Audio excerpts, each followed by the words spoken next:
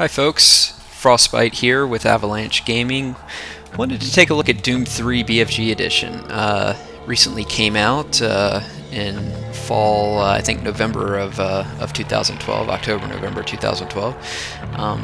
This was on sale on Steam for a pretty reasonable amount. I think it was like $15, $20, and I actually haven't played Doom 3 since the original came out, and you know, that I believe that was like 2004, so surprisingly coming up on about 10 years since the original release. And you know, I gotta be honest, I was not a big fan of the original. I didn't feel that it was you know, a good reflection of the original style of, you know, an action-oriented running gun shooter. It was, you know, more of this, well, what you see here. Dark, creepy, survival horror type game, and you know, it just wasn't a big fan. It was a slower pace, you know, hide in a corner and things pop out at you sort of game, and I mean, honestly, that's just not my play style.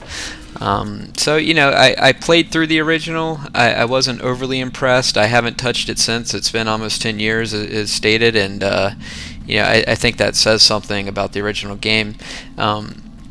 BFG Edition adds a couple different enhancements. I mean, one of which, you know, you can play the game in native 16:9 resolution. As you saw from my flashlight here, you have this chest or shoulder mounted flashlight, which helps a lot. Although, admittedly, I did play through Doom 3 on my original playthrough some time ago with the duct tape mod, which was a mod that came out literally, I think, the same day the game came out, that you could download, which essentially had your weapon also have a flashlight on it, which in my opinion, the game wasn't playable without it. Like, I wasn't going to sit in the dark and just be frustrated by trying to juggle weapons and all sorts of craziness. So here we're at a part in the game. It's actually somewhat of a pivotal part in the game. We're maybe a third of the way through. This is a communications tower, and I don't think you can see, but there's a satellite dish up there. We've made our way through the base after the initial assault of Hellspawn and you know, zombie fest that ensued, and we're here to transmit a message to Earth to call in the fleet, and let's take a look at that. Manual uplink established.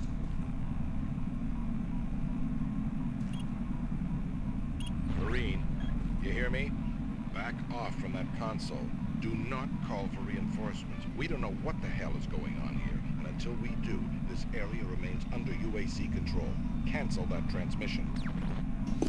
Well, I don't think I want to cancel a transmission. I think I need some help down here. So, you know, this is kind of what this game does. You know, below message: reinforcements required, hostile force engaged, loss of primary and secondary military units, civilian casualties, technology compromise, full fleet engagement. Alright, sounds good to me. I'm sending it. You fool. You have no idea what you just did. If the creatures get hold of those ships, who knows what can happen. You might have endangered all of Earth. I'm going to Delta to stop this. Don't get in my way. Transmission successful. Excellent work, Marine. Reinforcements will be here soon. I'll wait for you here at Delta. Get here as quickly as possible.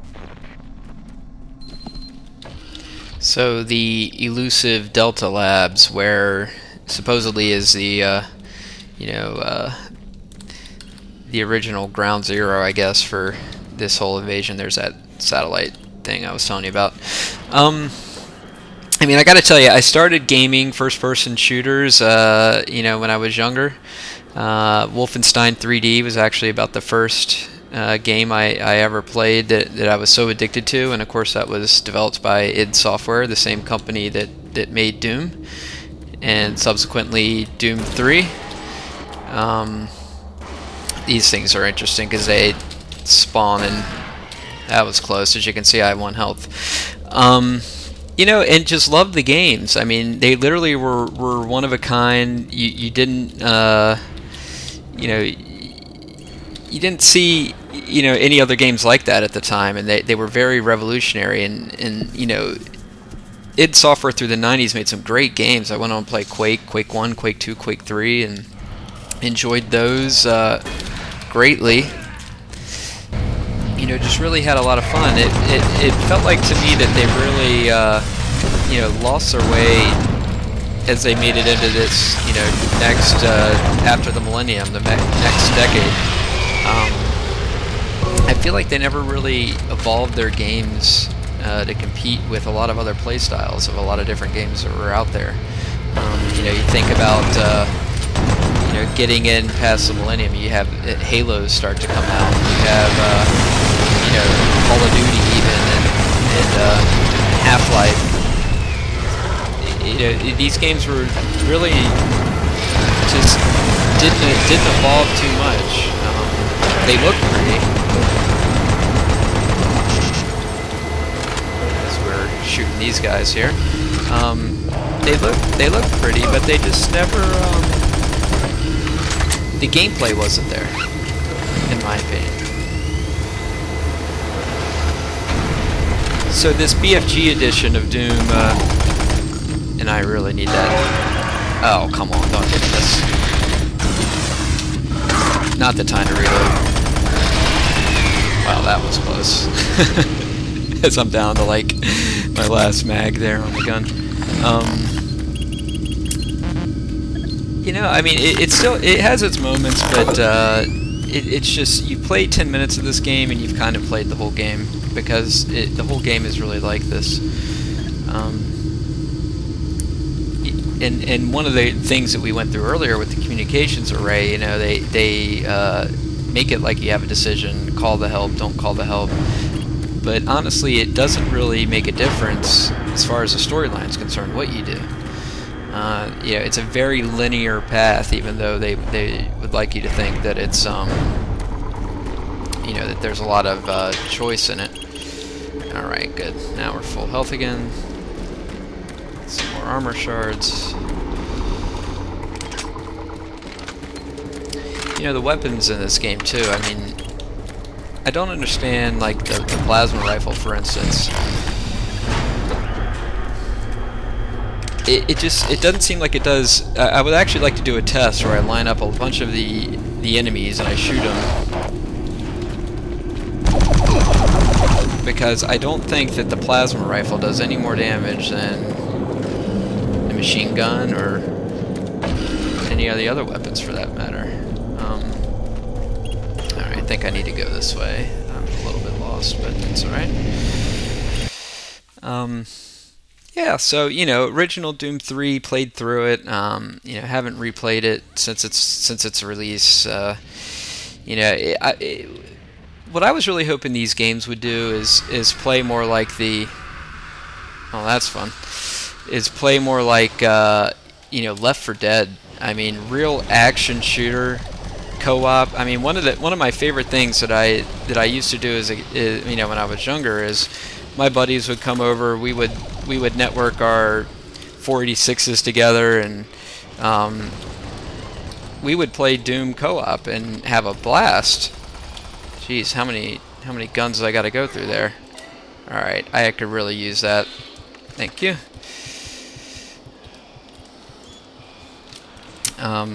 You know, just have a blast playing co-op. We would do Nightmare mode and you know, run through on a playthrough one night and you know, play through Knee Deep in the Dead Nightmare co-op and just have a great time. I got these guys now.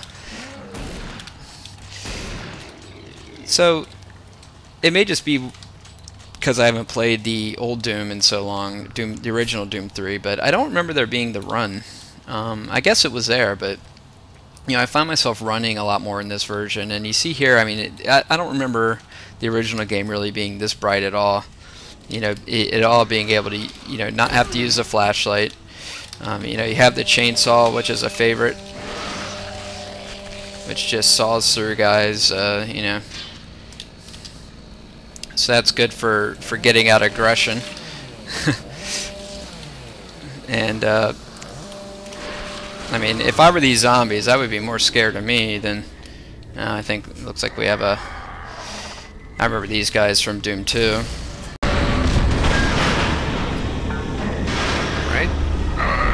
he doesn't look very happy right now. Alright, chainsaw. That worked. Oh, hello.